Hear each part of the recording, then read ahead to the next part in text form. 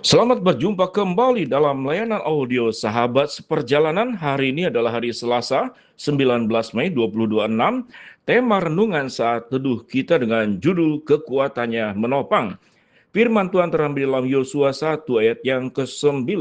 Demikian bunyi firman Tuhan, bukankah telah kuperintahkan kepadamu, kuatkan dan teguhkanlah hatimu, janganlah kecut dan tawar hati, sebab Tuhan Allahmu menyertai engkau kemanapun engkau pergi. Mari kita berdoa. Bapa yang di dalam surga, biarlah kami terus belajar kebenaran firman Allah, bahwa di masa-masa sulit, masa-masa berat hidup kami, ada kekuatan Tuhan yang menopang kami. Dalam nama Tuhan Yesus kami berdoa, amin. Shalom sahabat seperjalanan yang dikasihi Tuhan, bagaimana tentang situasi Yosua? Musa baru saja meninggal dalam Yosua 1 ayat 1. Yosua diminta memimpin 2-3 juta orang Israel masuk ke dalam Kanaan, melawan 31 raja. Dalam Yosua 12 ayat 24, dengan kota berbenteng. Dia bukan jenderal berpengalaman, umurnya sudah 80 tahun lebih. Wajar kalau kemudian dia merasa takut. Di dalam bagian firman Tuhan dikatakan berulang 4 kali, kuatkanlah dan teguhkanlah hatimu. Itu muncul pada pasal 1 ayat ke-6, ayat ke-7, ayat 9, dan ayat 18. Ini gaya Ibrani untuk penekanan. Tuhan tahu Yosua butuh diulang-ulang karena tugasnya itu sangat berat.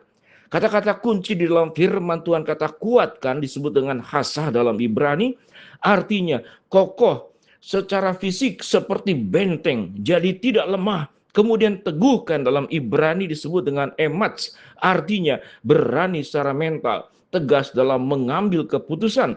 Kemudian jangan kecut, dalam Ibrani disebut dengan arats.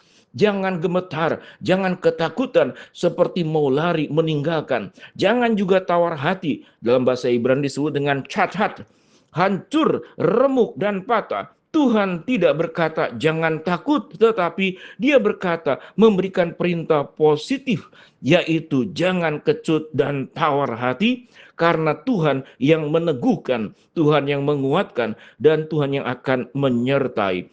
Perintah kata kuatkan, jangan kecut.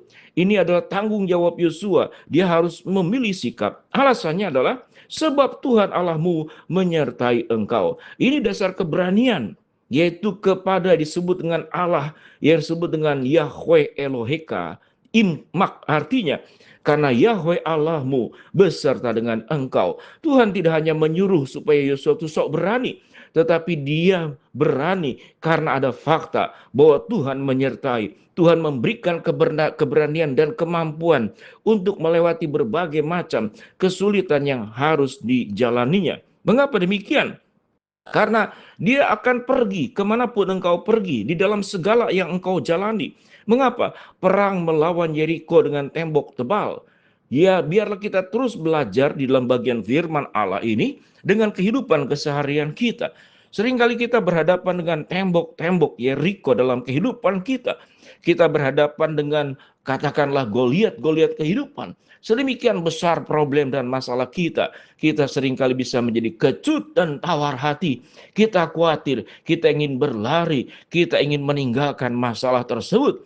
Dan berkali-kali kita berkata, aku rasanya tidak sanggup Tuhan, aku rasanya tidak mampu. Apa yang disebut dengan tembok yang demikian tinggi dari Yeriko? Mungkin tembok itu adalah permasalahan hidup di dalam rumah tangga. Mungkin tembok itu adalah kondisi finansial, mungkin tembok itu juga adalah sakit penyakit yang tak kunjung sembuh, mungkin tembok itu adalah hutang piutang yang kemudian tidak pernah selesai-selesai untuk dilunaskan, namun makin hari makin berat. Seakan-akan itu adalah sesuatu yang mustahil. Wajar kalau kita kecut, wajar kalau kita tawar hati, wajar kita merasa sudah tidak sanggup lagi menjalani kehidupan ini. Tetapi firman Tuhan yang sudah diajarkan dan memberikan keberanian kepada Yosua, itu juga diberikan kepada kita. Bukankah telah kuperintahkan kepadamu, kuatkan dan teguhkanlah hatimu, janganlah kecut dan tawar hati,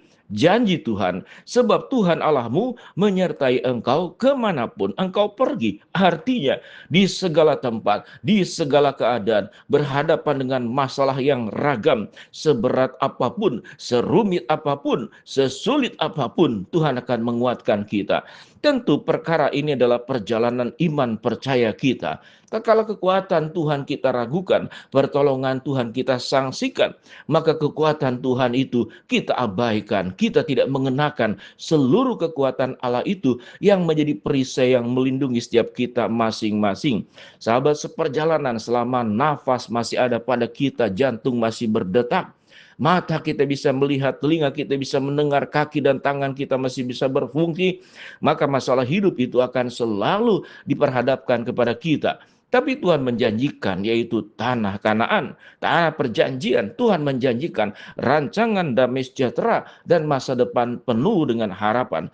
Tuhan berkata, kalau engkau dihadapkan kepada berbagai macam problem, masalah, pencobaan, ingatlah, pencobaan-pencobaan yang kamu alami adalah pencobaan biasa yang tidak akan melebihi kekuatanmu. Tatkala engkau menghadapi pencobaan, maka Allah setia dan adil, sehingga Dia akan memberikan jalan keluar kepadamu, sehingga kamu sanggup melewatinya, menanggungnya. Tentu ini adalah perkara yang sulit untuk dijelaskan sebelum kita mengalami sebuah perjalanan iman bersama dengan Allah.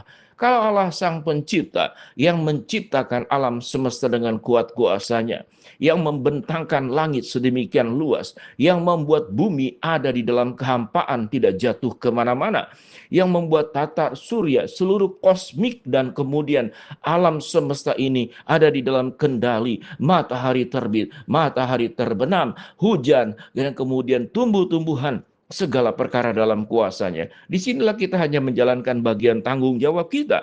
Kita kerjakan bagian kita dengan sebisa-bisanya, semampu-mampunya kita. Kekuatan Tuhanlah yang akan menolong kita. Tentu sebagai orang percaya tidak selalu mengangkat tangan, lalu kita berleha-leha, kita bermalas-malas. Serahkan saja kepada Tuhan. Kalau Tuhan itu maha kuasa, maka aku tidak perlu melakukan apapun juga. Tidak demikian, sahabat seperjalanan. Tuhan meminta kita mengerjakan bagiannya, dan Tuhan akan mengerjakan bagiannya tatkala kita diperhadapkan kepada persoalan yang tidak mudah kita lewati. Sahabat seperjalanan, Allah penuh kasih. Kalau Allah mau meninggalkan surga di dalam Kristus Yesus datang ke dalam dunia, menyelamatkan kita yang berdosa, yang sudah mengkhianati Allah, maka perkara-perkara lain bagi Allah adalah perkara yang mudah. Kita akan dikuatkan. Tentu kita membutuhkan kesabaran, ketabahan, mencari waktunya Tuhan, dan meyakini di dalam setiap perkara ada rencana Allah yang terbaik, yang sedang Tuhan buat, yang sedang Tuhan rencanakan, yang sedang Tuhan kemudian tenun dalam hidup kita, sehingga kita tetap akan menghadapi keindahan yang kita akan terima dalam proses yang mungkin memang tidak mudah, tidak cepat, kadang lama, kadang panjang. Kita seringkali tidak sabar untuk menantikan pertolongan Allah. Namun segala sesuatu ada waktunya, ada masanya. Tuhan akan menyatakan pertolonganmu, dan Tuhan tidak akan membiarkan engkau jatuh tertelungkup. Sepasang tangannya yang ajaib akan menopang engkau, sehingga engkau mendapatkan kekuatannya yang terbaik dalam hidupmu. Mari kita berdoa. Bapa dalam surga, terima kasih, kekuatanmu menopang kami, tidak kecut, tidak tawar hati, karena Tuhan menyertai, meneguhkan kami, menolong kami. Hamba-Mu berdoa buat sahabat seperjalanan yang sakit, Tuhan jamah sembuhkan. Sahabat seperjalanan yang sedang menghadapi masalah, Tuhan bukakan jalan. Yang sedang berdoa mengharapkan sesuatu, Tuhan kabulkan sesuai dengan waktu rencana Tuhan yang terbaik. Di dalam nama Tuhan Yesus kami berdoa. Amin. Shalom, Tuhan memberkati kita semua. Amin.